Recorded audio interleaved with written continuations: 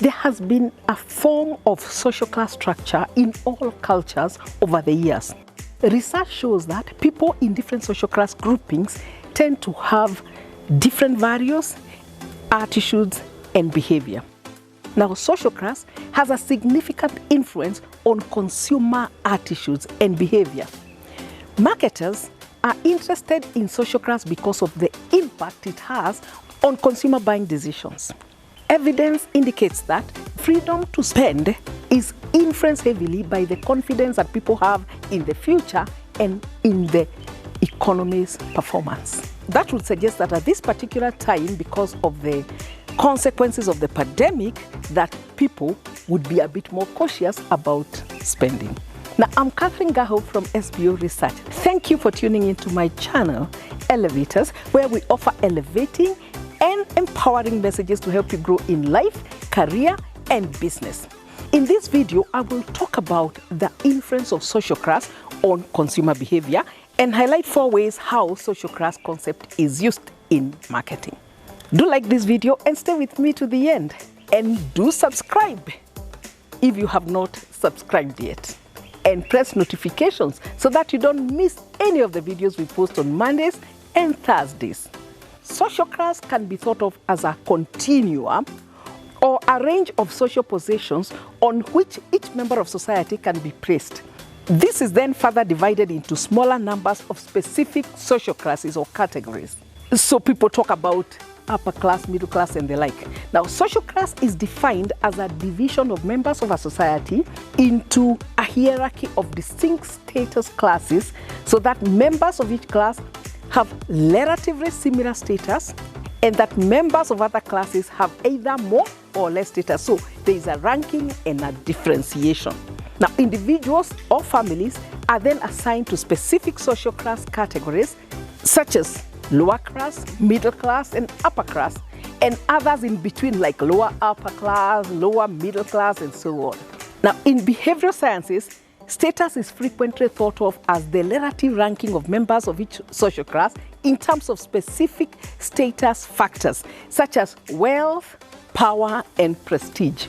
Now, relative wealth is associated with the amount of economic assets that one possesses. Power, on the other hand, reflects the degree of personal choice and influence that one has over others. And of course, you can think about the powerful people in our society, the cabinet secretaries, the politicians, the senior politicians, and the like. They have power. That's why sometimes they are allowed to drive on the opposite side of the road or even to get police vehicles to escort them so that they can get ahead since they have more important business to do. Or so it appears. The other factor that contributes to this definition, the determination of social class is prestige. This refers to the degree of recognition received from others. Prestige is external. It's about how others tend to assess a person. Generally, status is mostly assessed in terms of 3 measures. It could be subjective measures, reputational, or objective measures. Subjective measures are not based on clearly defined factors. They're just subjective, based on a person's opinion. So some people will just look at you and based on your appearance, they determine where to place you. I don't know whether you have ever gone to buy something and the seller looked you over, up and down, and you could tell that they were trying to assess you and that they were judging you. Have you had such an experience? And sometimes you notice that they are presuming certain things about you. They presume that, the customer can either afford an item or cannot afford an item. And so they proceed sometimes to treat you in a certain way, just based on appearance. This is a subjective measure. I remember one time when I went to a new car motor dealer here in Nairobi, and I said that I wanted to test drive one of the major brands that they had. And the salesman who was assigned to me, I think, didn't believe that I could be a genuine customer. And so he told his boss that he could not deal with me. So I was actually allocated another salesperson who I went for the test drive with. And I believe he ended up winning the commission. Now, some people behave like that, as they just assess you based on your appearance and disqualify you from purchasing an item, and many times they are wrong. In some cases, some policemen also have this habit. They can look at someone and decide that this person is not supposed to be here.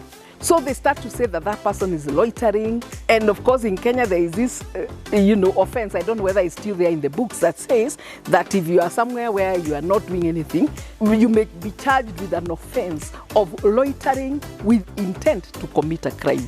Now, that is subjective assessment of your social class. So they look at the environment and they say this person is out of place. They are not meant to be here. So they must be loitering with intent to commit a crime. And I've dealt with this one time when my employees, one time working late because the work was so much, and so they went to eat and came back and were trying to come back to the office, and they were arrested because the police looked at them and thought that they were loitering or had no agenda. And I don't know why they were not able to convince them that they work in that office, because the police just arrested them, bundled them in a vehicle and took them to the police station. And now it was my job to go there to try and get them out and to prove that they were my employees and that they worked in my office in the neighborhood. The other measure that is a little more improved than subjective measure is reputational measure. This means that it's based on what others say or based on your reputation. It could be your family name, your business name, or some other basis of reputation. The way in Kenya people will, for example, after they know your name, they start asking, which Bogwas? Or something like that. They are waiting to hear which famous person you are related to, as a way of placing you in a certain class. Or how some people say that one comes from the so-and-so's family, the Kamaus or the Johnsons or something like that. Some people call them the Thedes. That is the people who tend to associate with the family name so much to emphasize their reputational status. The third measure is objective measures. Objective measures, on the other hand, are specific and fairly factual, and they include convenient socioeconomic variables, data that you can be able to gather in the field, data that you can be able to test and verify. Marketers prefer to use objective measures of socioeconomic status, and the three objective measures that they commonly use to assess social class are occupation, amount of income, and education. Actually, occupation is one of the most popular measures of social class in marketing, because the argument many of our clients make is that if you get the occupation, you generally have proper picture of someone, because occupation may also imply something about the amount of income and education as well. If somebody says they are a banker, you assume that there is some level of education attached to that, and you could almost estimate, that their income is in a certain range. Now, marketers sometimes add geo-demographic data in the form of physical address and residence or neighborhood information. This is very important because it kind of tells you, when you look at the way the real estate sector is ordered, you can know about somebody's social class through information about their residential area and the like.